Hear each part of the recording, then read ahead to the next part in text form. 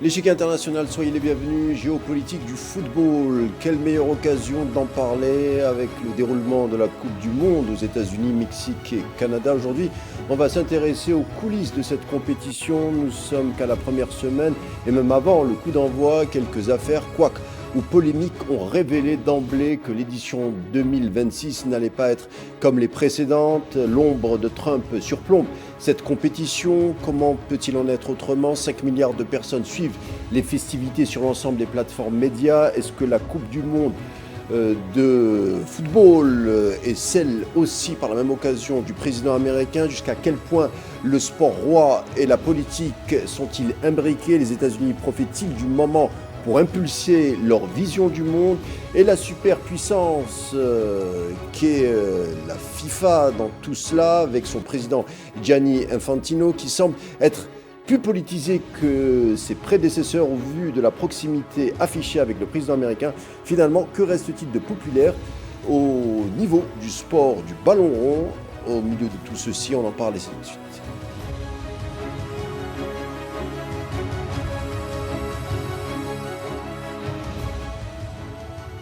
Géopolitique et football, où se situe la frontière? Jusqu'à quel niveau se situe l'imbrication? On en parle avec le journaliste sportif Thibaut Vizirian. Bonsoir, bienvenue.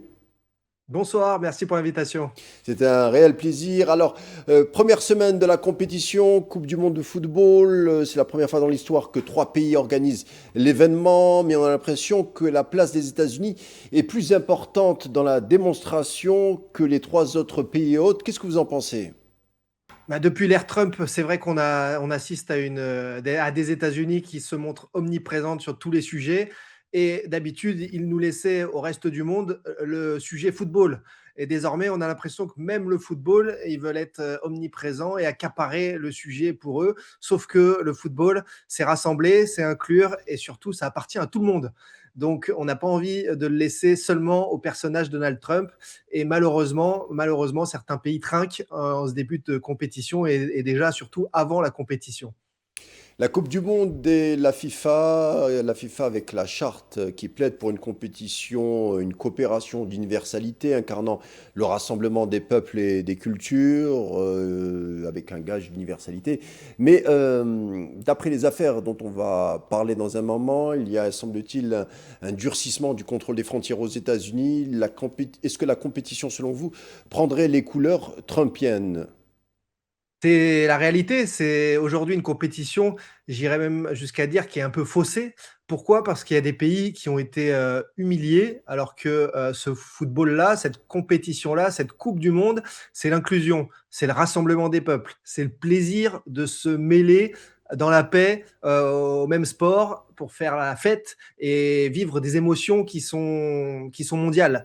Et là, on a l'impression que Donald Trump et les États-Unis nous volent un peu ça, avec en effet des humiliations à la frontière, avec le meilleur arbitre du football africain, c'est la FIFA qui le dit, ce n'est pas moi, qui a été refusé donc à la frontière et il ne pourra donc pas arbitrer la plus grande compétition au monde. C'est quand même gravissime.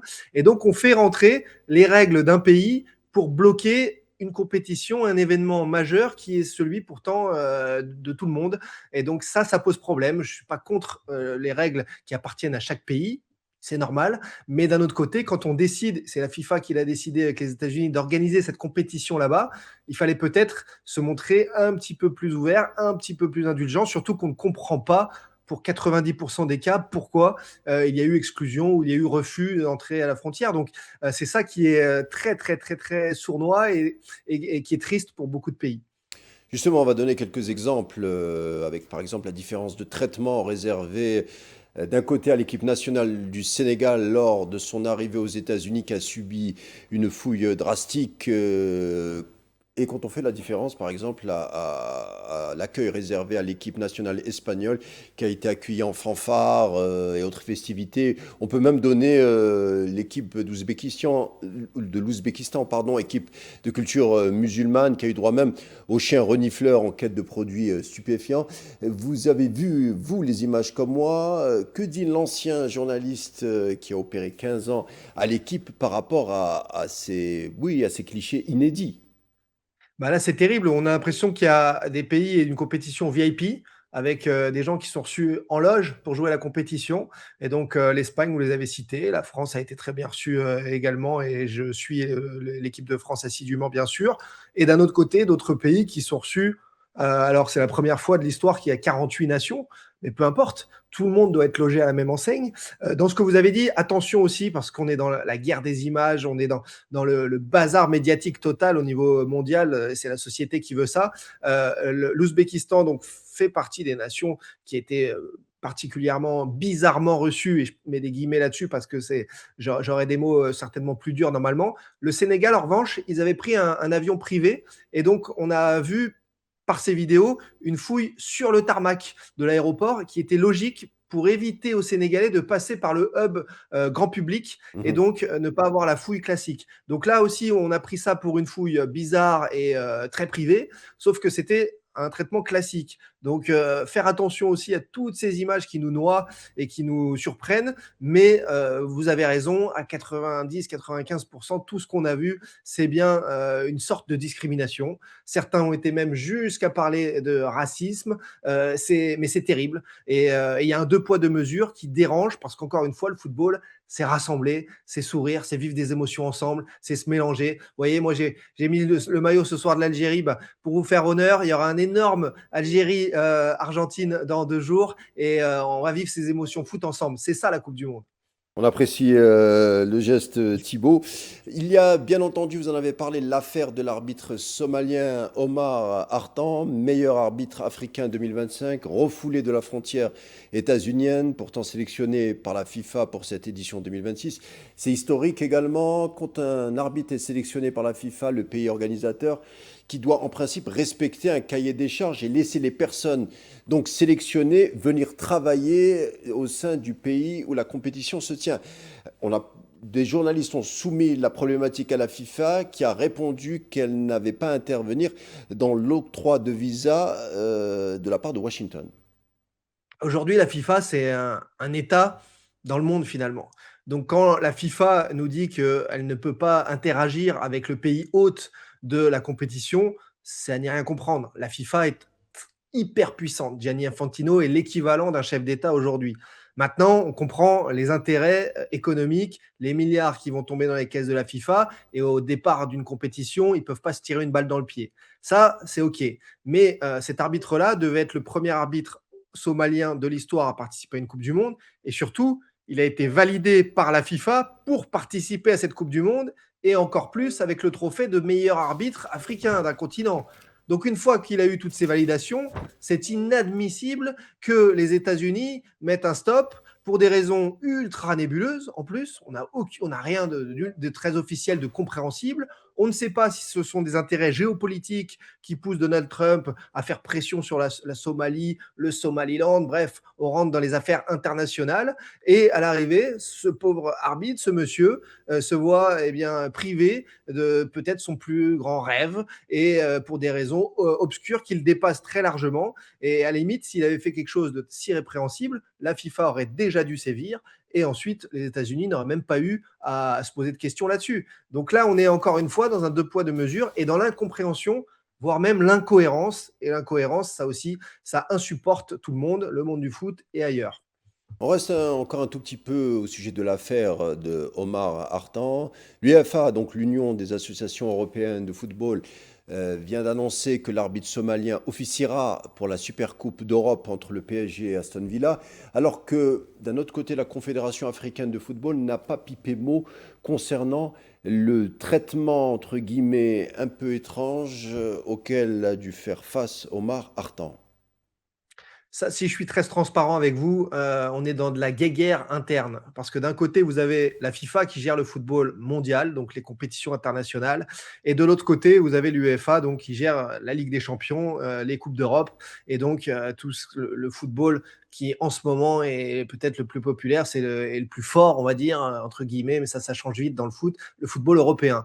Et ces deux dirigeants-là, Gianni Infantino et le patron de l'UEFA sont pas les meilleurs amis du monde. Ils passeraient pas leurs vacances ensemble. Donc, la réaction de l'UEFA pour monter au plus haut niveau, c'est-à-dire faire arbitrer une finale, la Super Coupe, comme vous l'avez dit, entre Paris et Aston Villa, dès la rentrée footballistique. C'est un clin d'œil à la FIFA pour leur dire: ah ouais, vous ne savez pas gérer ce type de cas. Nous, au contraire, on sait le faire et il n'y aura aucun problème là-dessus.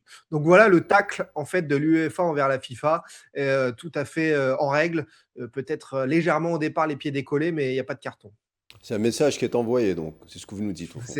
C'est complètement ça.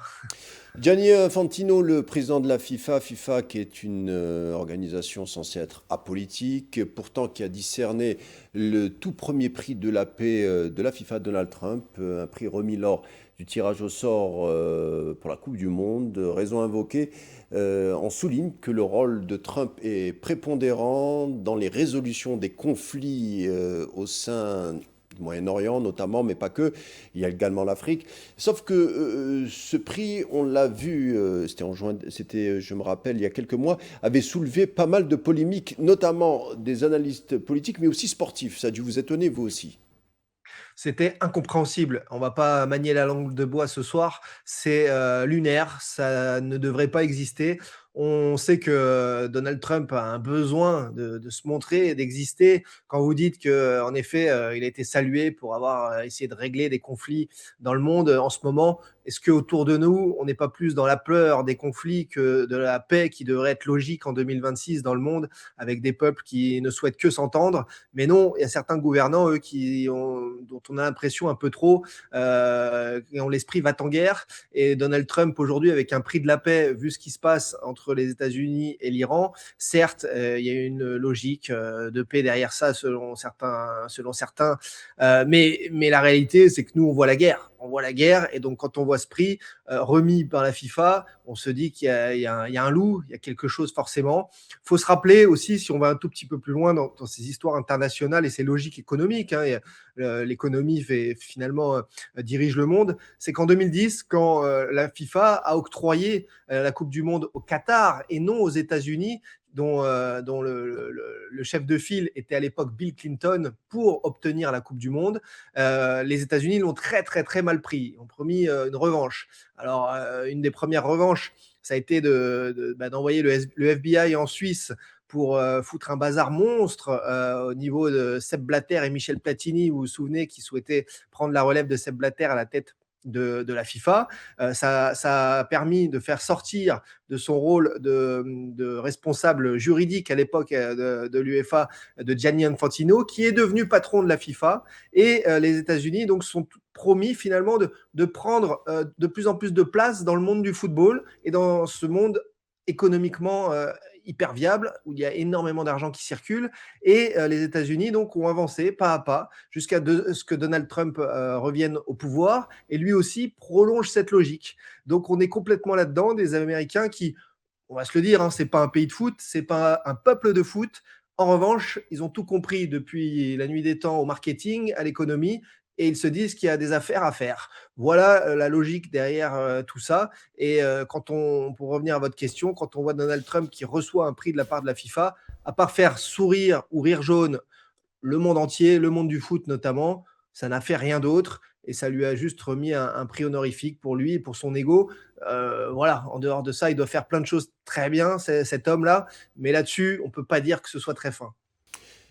Gianni Infantino est-il trop politisé? Beaucoup se sont posé cette question. La Fédération de Norvège de football a d'ailleurs porté plainte contre Infantino, qui aurait enfreint le statut et le règlement de la charte de la FIFA, qui est censé être apolitique, on le rappelle.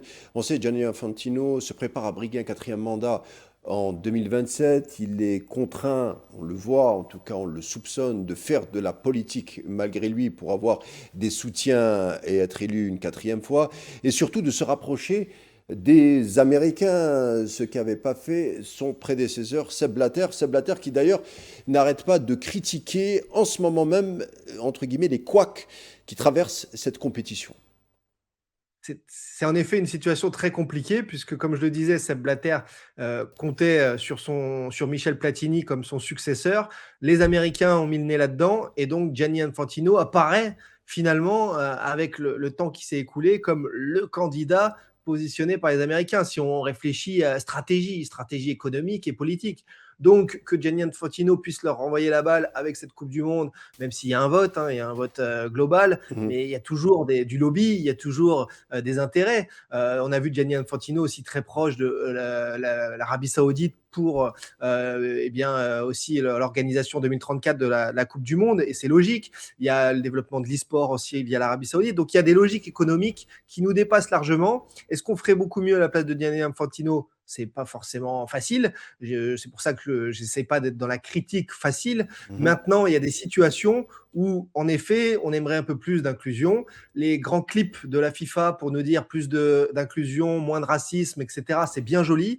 Mais derrière ça, on ne trouve pas du côté du monde du football que ce soit vraiment suivi des faits. D'où la volonté de la Norvège de faire un petit peu bouger les choses. Mais moi, ce qui m'horrifie quelque peu, c'est de voir, notamment en France, la cabale médiatique qu'il y a eu pendant des mois d'énormément de confrères, de journaux papier ou autres, contre la Coupe du Monde au Qatar, qui, selon eux, allait être désastreuse, et ça a été un événement magnifique en novembre 2022.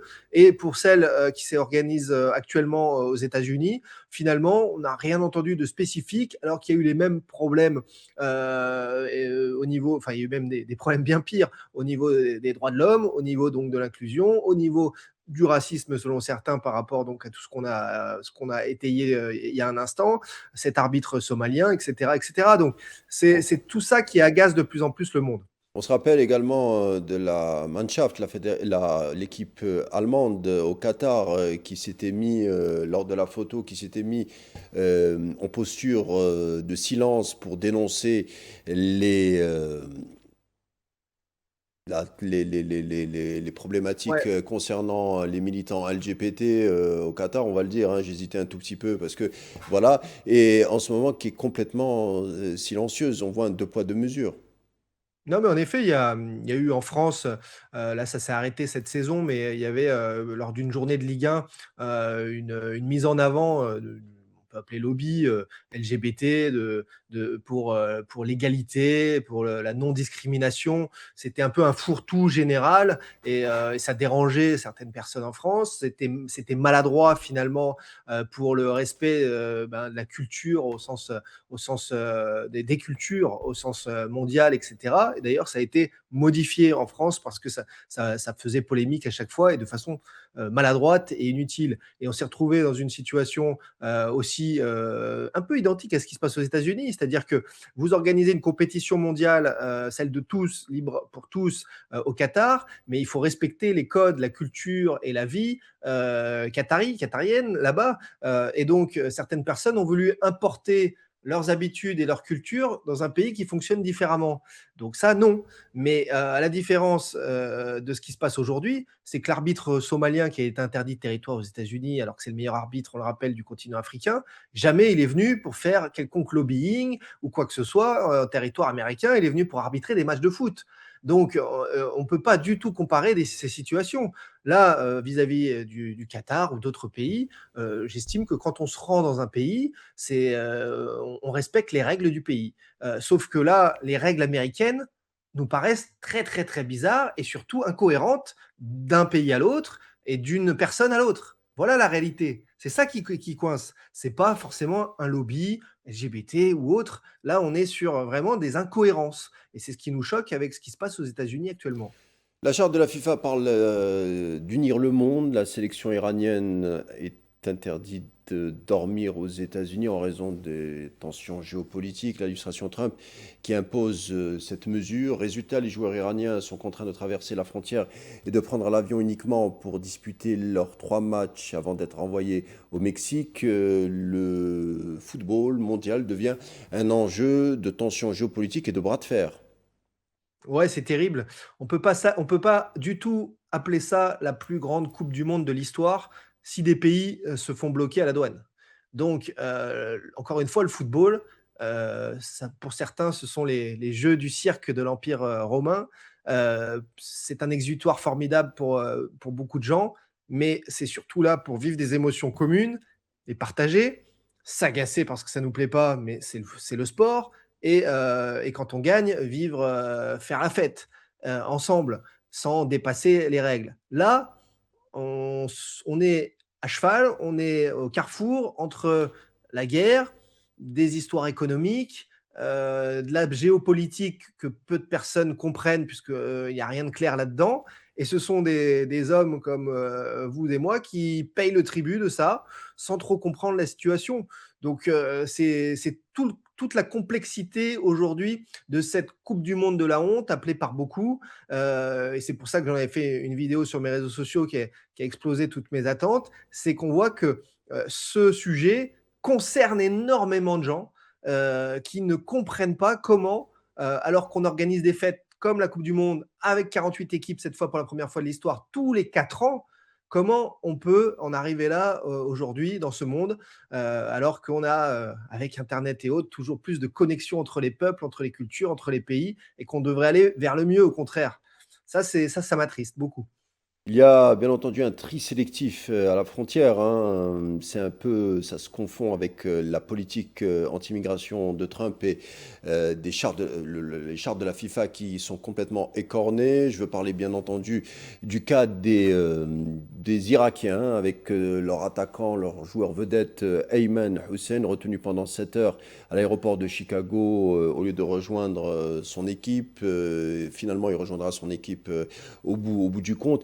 Mais le photographe officiel irakien de l'équipe irakienne, Talal Salah, lui n'a pas eu cette chance puisqu'il a été renvoyé en Irak.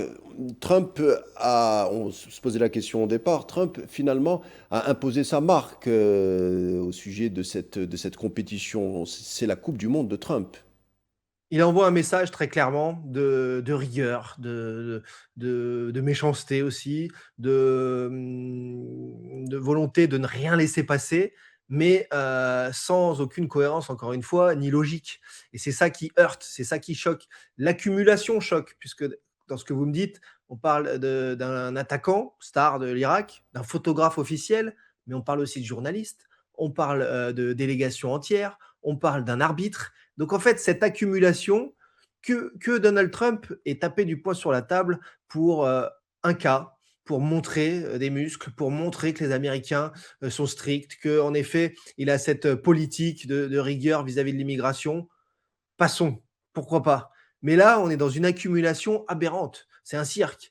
Et d'ailleurs, les jours précédant la Coupe du Monde, on a l'impression que ça n'allait jamais s'arrêter. Heureusement, la compétition a commencé. Mais malgré ça, malgré le fait que la compétition ait commencé, on continue d'avoir des polémiques à droite, à gauche, hors foot. Et on aimerait, nous, journalistes sportifs, parler que de foot, mais sur des serpents au plus près d'un camp de base d'une équipe, des terrains bosselés et indignes d'une Coupe du Monde, des délégations qui doivent changer donc de structure d'hébergement. Bref, ça n'a pas de sens. Donc, quand on se veut le pays numéro un au monde, le pays qui dirige le monde, qui impose des guerres d'ailleurs dans le monde, on se doit d'être capable d'organiser une Coupe du Monde comme il faut, parce que donner la leçon, faire la leçon à tous les autres pays, c'est facile, mais c'est bien aussi de faire ce qu'il faut à l'intérieur de son pays. Et là, Donald Trump a voulu taper du poing sur la table, mais pour beaucoup, ça devient bien trop maladroit pour être crédible et surtout respecté. Beaucoup de supporters d'équipes d'Amérique latine vivant aux États-Unis ont du mal à se réunir, ont peur de se réunir plutôt, car ils seraient en difficulté avec l'administration. Ce sont, entre guillemets, des sans-papiers. Ils ont peur aussi d'une descente donc de la police anti-immigration. Et justement, le maire de New York, suite à cette polémique, à cette peur qui monte de ses supporters, nous dit: le football n'existerait pas sans les immigrés. Ils jouent, entraînent, travaillent dans les stades et rendent possible des événements sportifs comme la Coupe du monde. Aux États-Unis, on voit il y a des voix qui commencent à s'élever par rapport au vecteur insufflé par Donald Trump. C'est l'hypocrisie. Vous l'avez résumé, c'est l'hypocrisie générale, l'hypocrisie totale. Le football, c'est universel, mais le football, c'est populaire. On joue depuis tout petit parce que c'est facile de trouver une boule, une balle, un ballon. Et je ne sais pas pourquoi il y a cette connexion entre les gens et tout le monde a un peu envie de taper du pied là-dedans. Et très vite, eh ben, on s'y met, on joue ensemble, on apprend les règles, etc. Et c'est ce côté magique du football par rapport à d'autres choses, à d'autres sports, qui fait que, bah oui, ça génère plus d'argent, ça draine plus de monde, etc., etc.